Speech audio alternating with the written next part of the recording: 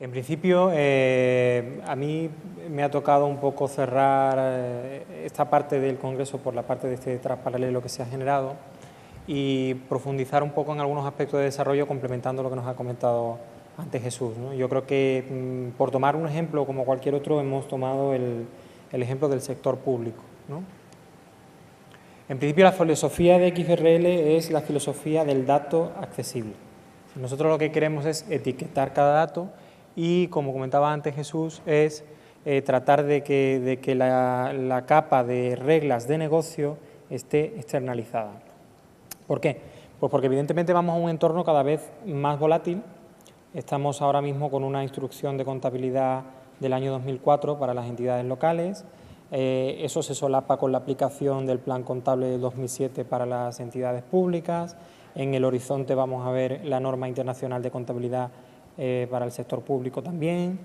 Esas normas de contabilidad están sometidas a cambios periódicos, porque, por ejemplo, las normas de contabilidad del sector privado internacionales pues, se van a modificar un poco su aplicación europea por el tema de la crisis financiera. En definitiva, el cliente nos va a demandar, como empresas de software, si queremos tomar ese posicionamiento, soluciones cada vez más ágiles y, evidentemente, a un coste competitivo. Si disponemos de un esquema en el cual las reglas de negocio están completamente externalizadas de la aplicación y nosotros, modificando la taxonomía, podemos así actualizar de manera mucho más sencilla ese software de gestión, ese software que me permite reportar y comunicarme con el regulador, evidentemente eso va a ser una ventaja competitiva frente a mi competencia en el sector de los servicios de software, ¿no? El esquema de la taxonomía es sencillo. Situemos las reglas de negocio en Internet.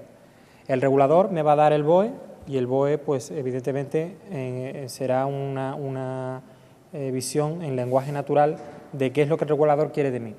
Pero, asimismo, mi aplicación informática también necesita estar al día de ese BOE o de ese diario oficial de la comunidad autónoma o de la Unión Europea, si vamos a ello, ¿no? Entonces, por eso la taxonomía hay que entenderla, en principio, como una versión digital de la norma, ¿de acuerdo? Donde van incorporadas no solamente las plantillas que yo tengo que enviar al regulador, sino también las validaciones internas, las reglas de negocio que deben cumplir esos datos que yo voy a transmitir, ¿de acuerdo?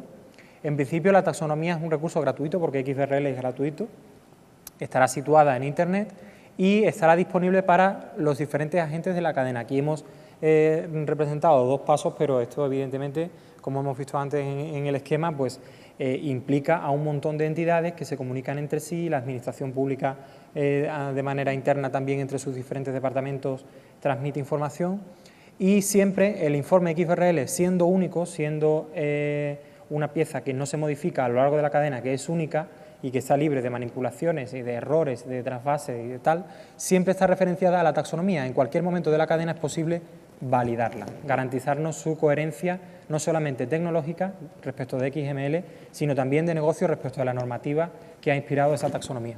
¿De acuerdo? ¿Qué es lo que hace falta? Mapear. Es decir, vamos a convertir nuestras aplicaciones informáticas en mapeadores. Vamos a dejar que esas aplicaciones informáticas externalicen la regla de negocio, externalicen los formatos de suministro de información. ¿De acuerdo? En ese sentido, las aplicaciones de software tienen que cambiar la filosofía. ¿De acuerdo? No se puede estar tocando la aplicación de software cada vez que haya una orden ministerial. Eso es costoso, es lento, es una injerencia ahí en el tejido competitivo y provoca un poco incertidumbre, ¿no? Porque si mi aplicación informática me la tocan cada 2x3 cada vez que hay un cambio normativo, pues yo puedo confiar en ese sentido menos en la veracidad, en la calidad de los datos que estoy transmitiendo, ¿no? XBRL es gratuito, es un formato estándar, es decir, XBRL es bueno per se, pero además es bueno porque otros han dicho que es bueno. En Europa quieren XBRL, en Estados Unidos quieren XBRL. Si vamos a un entorno normativo en el que vamos a ir a una normativa contable universal, a un marco de responsabilidad social corporativa para las empresas universal, vamos a ir a un entorno donde un ayuntamiento hace una emisión de deuda en Andalucía y esa emisión de deuda puede interesarle como inversión a un banco finlandés o a un fondo de pensiones de Rumanía. Si vamos a un mundo global, la información tiene que estar en algún formato que sea procesable, entendible y que haya experimentado un cierto consenso en la comunidad internacional. Y actualmente el formato que cumple con esas características es XBRL. Evidentemente quedan flecos, queda trabajo por hacer, hay una labor intensa de formación para los desarrolladores de software, hay trabajo intermedio que se puede realizar en el ámbito público, como el de las librerías, las APIs. Hay, por ejemplo, APIs disponibles en .NET, en Java, pues hay un esfuerzo primero que es poner en una página web toda esa información y hacerosla llegar, porque la asociación XBRL en principio es una asociación sin ánimo de lucro y su fin es que estará a vuestra disposición en ese sentido. Luego XBRL también tiene una curiosidad desde el punto tecnológico, la extensibilidad. Es decir, yo recibo una taxonomía del regulador, me dice el regulador, mándame la información que valide frente a esta taxonomía que yo he generado en este consenso de negocio. Pero es que yo puedo ver ventajas de utilizar esa información de manera interna, porque yo digo, bueno, pues si me voy a tomar el esfuerzo de tener esta información en un formato accesible, procesable y que le voy a permitir a un hipotético usuario generar ranking, generar gráficos y tal, pues yo como gestor interno de la empresa, yo quiero saber mi empresa cómo va y me necesito hacer gráficas comparativas de cómo van mis ventas y necesito esa información como materia prima para hacer predicciones, y cuando vaya a pedir una subvención quiero tirar de esa información que es clara y es accesible digitalmente para hacer un plan de viabilidad. Es decir, se abre un campo enorme de posibilidades para que la empresa utilice esta información que ahora mismo está en una posición de punta de lanza en la frontera entre la organización y el exterior y el regulador, a nivel interno, ¿de acuerdo? Y eso va a ser posible en tanto que los desarrolladores de software que quieran y vean en esto una ventaja competitiva, pues se formen, se preparen y hagan aplicaciones ad hoc para cada requerimiento de negocio que existe actualmente, ¿no? Porque estoy seguro de que muchas veces en el trato con los clientes se topa uno con la imposibilidad de hacer algo que a lo mejor al cliente le vendría muy bien simplemente porque la tecnología no lo permite o porque el coste de llevar a cabo esa aplicación pues sería excesivo.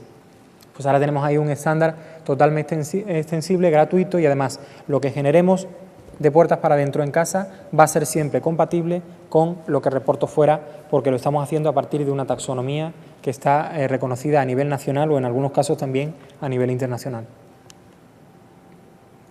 El estándar es solvente y hay muchas entidades que han visto ya la ventaja en este sentido.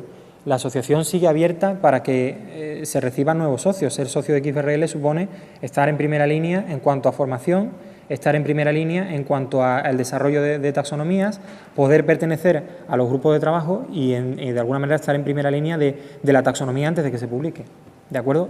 Estar en la Asociación XBRL de España es pertenecer al club donde están esas entidades de primera línea, y yo creo que como empresa, la visión de la empresa hoy día, una empresa dinámica, debe considerar muy seriamente pertenecer a este club y estar desde las primeras etapas en el desarrollo de estos proyectos, ¿no? Eso es XBRL, pero no nos asustemos porque es la mejor materia prima para las aplicaciones.